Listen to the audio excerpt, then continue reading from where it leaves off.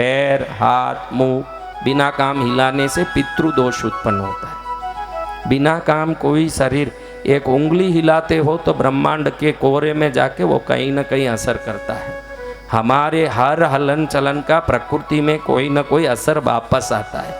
बिना काम बैठ के पैर हिलाने वाले, बिना काम हाथ हिलाने वाले, कई लोगों को मैं पूछता हूँ उनके मुंह में न सुपारी है न गुटखा,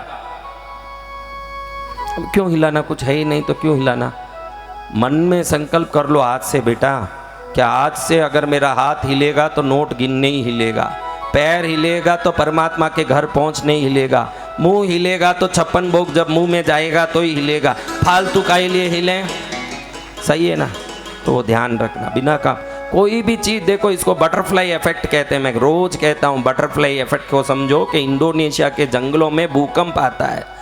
इतना बड़ा भूकंप आने का कारण क्या? सब रिसर्च किया तो मालूम पड़ा कि जंगलों में 1 ग्राम से कम वजन की तितलियां जब अपनी पंख मारती है और इतनी तितलियां मिलके पंख मारती है, उनके तरंगे जब ब्रह्मांड के ऊपर जाके वापस लौटती है तो इतनी तीक्ष्ण रूप से लौटती है कि भूकंप हो जाता है। अगर तितली के पंख मारने से भूकंप होता है, इसको बटरफ्लाई इफेक्ट बोलते हैं। गूगल में सर्च करो इसके बारे में। अगर तितली के पंख मारने से भूकंप हो सकता हो तो तुम बैठे बैठे मुंह हिलाते रहो तो घर में कितने भूकंप होते होंगे मालूम नहीं पड़ेगा।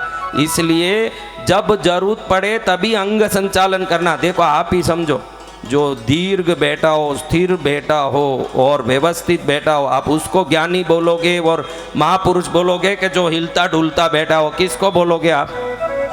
हाँ, इसका अर्थ क्या? जितने स्थिर होगे उतना ज्ञान और समृद्धि जीवन में आएगा। क्योंकि आप उस ऊर्जा को, एंटेना डिश हिलता रहेगा तो अंदर टीवी में चैनल दिख पाएगा? कब दिख पाएगा?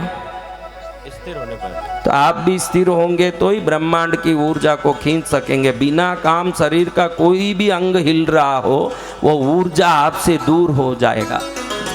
ऋषि मुनि तपस्या करने वाले हम जैसे संत मुनियों ऐसे क्यों बैठे रहते हैं? अभी देखो मैं 1 मिनट भी ऐसे बैठा क्या?